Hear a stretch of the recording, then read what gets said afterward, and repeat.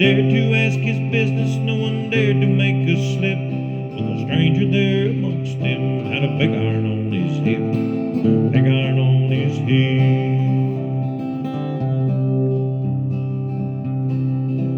It was early in the morning when he rode into town. He came riding from the south side, slowly looking all around.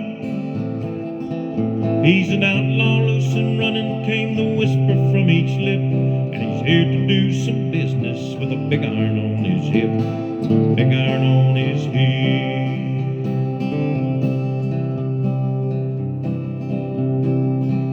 In this town there lived an outlaw by the name of Texas Red. Many men had tried to take him, and that many men were dead. He was a vicious killer, though, a youth of 24, and the notches on his pistol numbered 1 in 19 more, 1 in 19 more.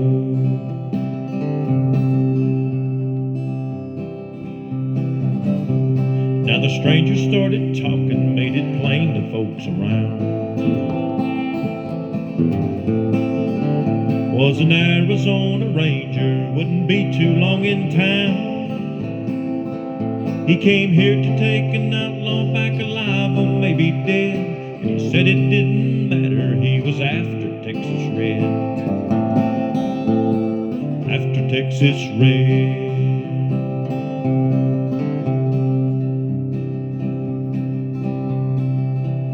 Was it long before the story was relayed to Texas Red? But the outlaw didn't worry, men that tried before were dead. 20 men had tried to take him, 20 men had made a slip. 21 would be the Ranger with a big iron on his hip, big iron on his hip.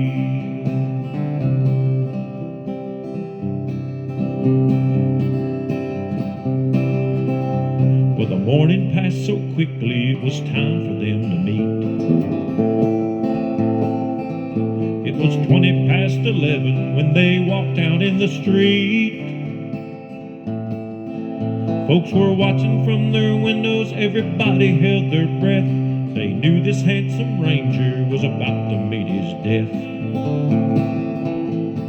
about to meet his death.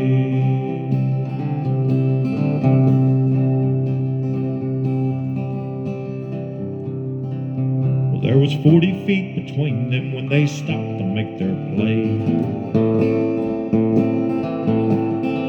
And the swiftness of the Ranger is still talked about today. Texas Red had not cleared leather for a bullet fairly ripped, and the Ranger's aim was deadly with a big iron on his hip,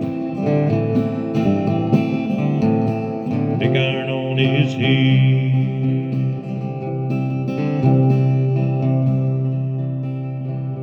But it was over in a moment, and the folks had gathered round.